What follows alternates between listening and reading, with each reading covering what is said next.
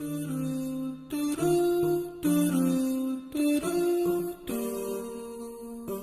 عليكم أصحاب قالقة إنه بحرن كسو دوادا جمالكينا نفس آدم maanta waxaan sameynayaa casri aad u fudud insha Allah waxaan halkan ku haystaa cream shanti nus koob bur nus koob sokor laba xabo ukuna hada baaquli waxa ugu jira laba xabo ukuna waxaan ku shubay nus koob sokorti waan isku qasayaa hadeer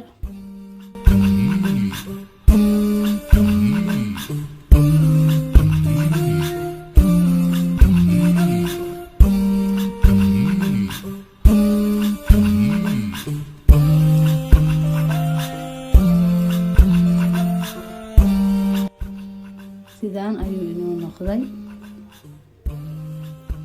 waxaan ku darayaa nus koob burki waan shaqeeyaa si uu noogu noqdo mid fudud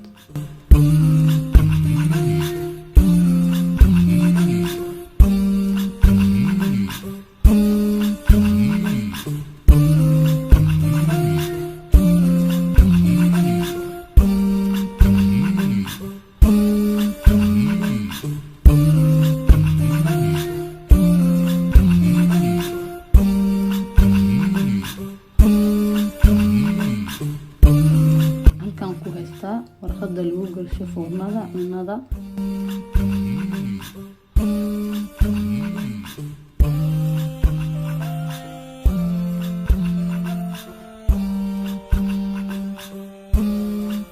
waxaan u jarayaa si isla eg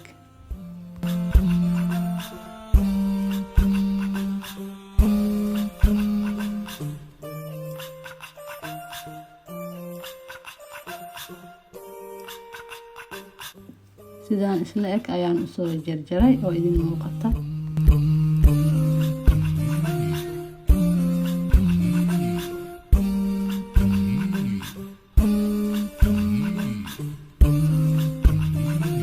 waxaan isticmaalayaa qaado yar waxaana ugu fidinayaa si deganaan leh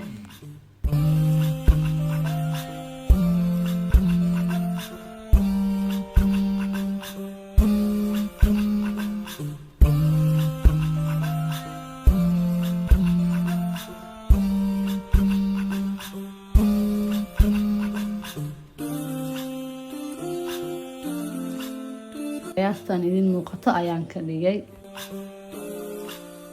midka labaadna sidii ayaan u sameynayaa insha Allah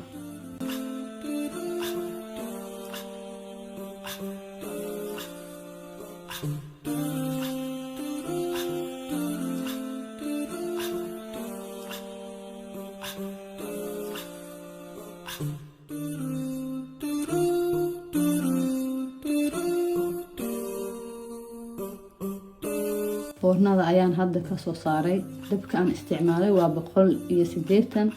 waxaan ku hayaa foornada 10 daqiiqo inta uu kulul yahay ka saar warqadda laakiin ha tuurin warqadda oo sii hayso waxaan isticmaalayaa maro aan soo qoyay si uu u adkaanin waxaan diyaarinayaa kareemkii waxaan u baahanahay koob caano kareem shanti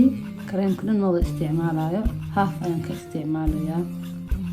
kareemka alaale kareemka duntid waa isticmaali kartaa laakiin aniga waxaan ku jecelahay kareem shanti